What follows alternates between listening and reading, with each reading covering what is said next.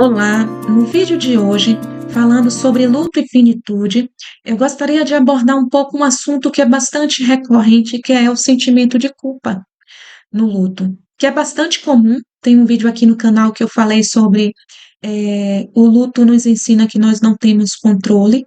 Eu falei um pouco sobre a culpa, mas hoje eu gostaria de falar um pouco sobre um raciocínio que nós podemos desenvolver diante da culpa, que nós precisamos desenvolver para lidar com o sentimento de culpa que possa aparecer, tá bom? É, Muitas vezes o enlutado, ele começa, diante da perda de um ente querido, ele começa a se cobrar. O que eu poderia ter feito? Eu não fiz o suficiente. Como é que eu não percebi que isso ocorrer? Talvez se eu tivesse feito isso, se eu tivesse feito aquilo, essa pessoa não teria morrido. É bem comum o sentimento de culpa, acompanhado de uma distorção que na TCC a gente chama de e se, né? Se eu tivesse feito aquilo, se eu tivesse feito isso, e se eu não tivesse feito, e se minha mãe não tivesse feito a cirurgia, e se meu pai não tivesse isso, ido para o médico, enfim, tem vários e se. E a gente acaba pensando nesses e se, tendo a certeza que se a gente tivesse feito aquilo, o nosso ente querido não teria morrido. Mas só que eu gostaria de pensar, primeiramente, com você, é que esse e se, que a gente chama na TCC de distorção cognitiva, ele é um raciocínio, um pensamento futurista, é uma possibilidade de algo que a gente faria e que a gente, quando a gente pensa em si, muitas vezes o pensamento tem o seguinte desfecho: se eu tivesse, um exemplo, se eu tivesse é, levado minha mãe no médico no dia anterior, ela teria sobrevivido. Se eu tivesse feito isso por meu pai teria sobrevivido. Se eu tivesse identificado os sinais antes, essa pessoa não teria morrido. A culpa ela é muito ruim porque ela leva você a se sentir responsável pela morte de alguém. E ninguém deve ser responsável pela morte de alguém, certo? Porque se você está sofrendo com a morte do seu ente querido, se você está sentindo essa dor que é indescritível diante do luto, com certeza é porque você amou e ama muito essa pessoa. E você com certeza faria o que fosse necessário se você tivesse o poder de adivinhar o que ia ocorrer. Você com certeza teria feito alguma coisa. No entanto, como você não tem esse poder de adivinhação, eu não tenho. Nós somos impotentes diante da morte, somos vulneráveis.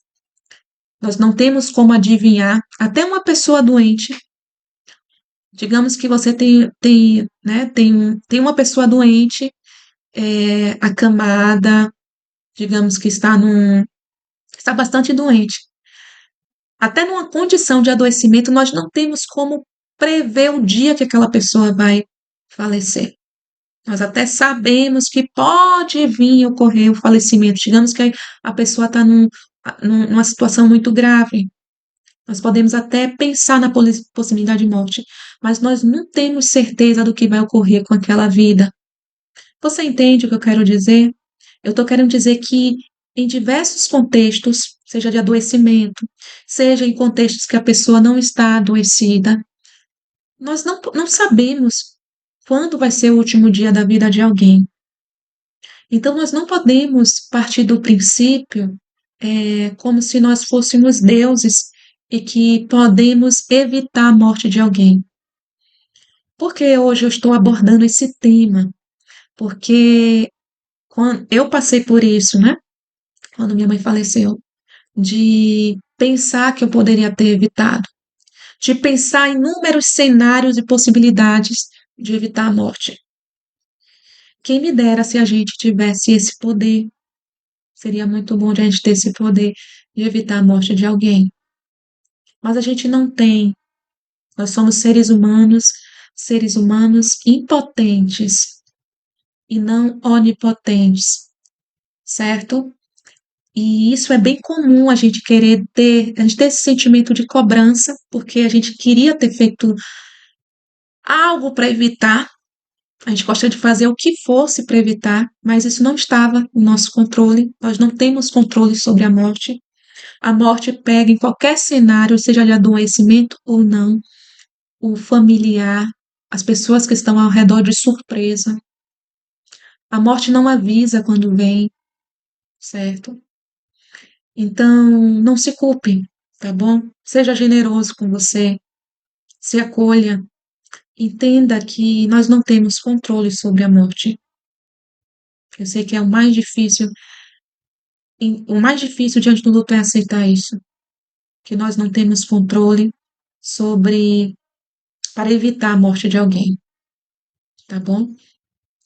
A culpa, quando nós sentimos culpa, tem pessoas que não dormem quando sente culpa, acorda de madrugada com sentimento, né? Tô falando de realidade de pacientes que muitas vezes têm um sono interrompido porque aquele pensamento fica persistindo na mente.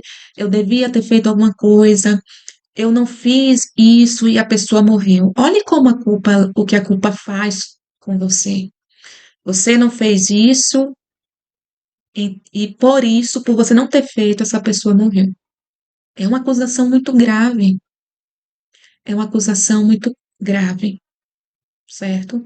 E nós precisamos entender que a culpa ela leva a gente a ser acusado de uma coisa que a gente não tinha consciência. Como é que a gente pode adivinhar a morte de alguém? Não tem como a gente adivinhar a morte de alguém. Você percebe que é um raciocínio totalmente inconsistente, é um raciocínio que totalmente fora da realidade. Está mais no campo da imaginação. Porque se eu acabei de dizer, e você também sabe, que nós não temos controle, nós não temos poder para evitar a morte de alguém, como eu posso me cobrar isso? Você percebe que não faz sentido? Mas a culpa, ela não trabalha com sentido. Se você for olhar, ela trabalha muito no campo mais emocional, né? É difícil para o ser humano lidar com esse sentimento de impotência. Mas eu hoje lhe convido a refletir um pouco sobre esse pensamento, sobre esse raciocínio. Quando vem a culpa, se pergunte: como posso eu ter consciência de algo? Como eu poderia ter evitado se eu não tinha nem consciência, sendo que eu não tenho como evitar também a morte de alguém, porque está fora do meu controle? Né? Nenhum ser humano ele consegue evitar a morte de alguém. A não ser que tenha uma situação, como a gente vira e mexe, uma situação muito prática, alguém ia se suicidar e alguém foi lá e tirou, chegou na hora e tirou. Alguém estava, digamos, uma situação hipotética, alguém estava caindo, ia cair de uma altura, alguém segurou. Mas você vê que são circunstâncias muito raras, né? Não representa a maioria dos cenários de falecimento.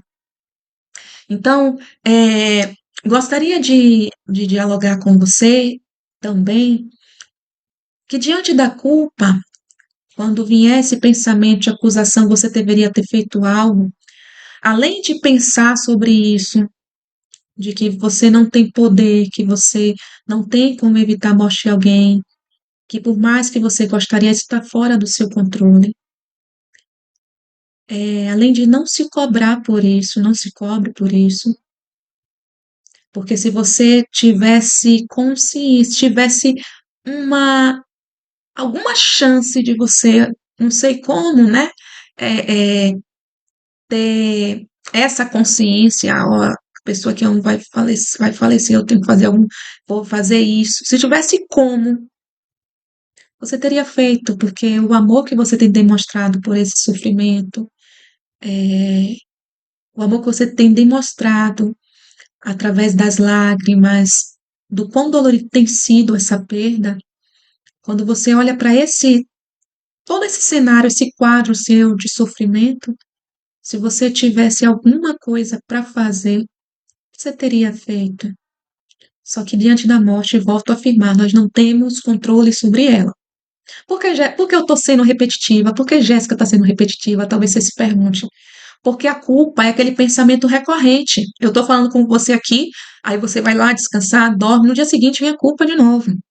Então, trabalhe isso na sua mente. Ou esse e se.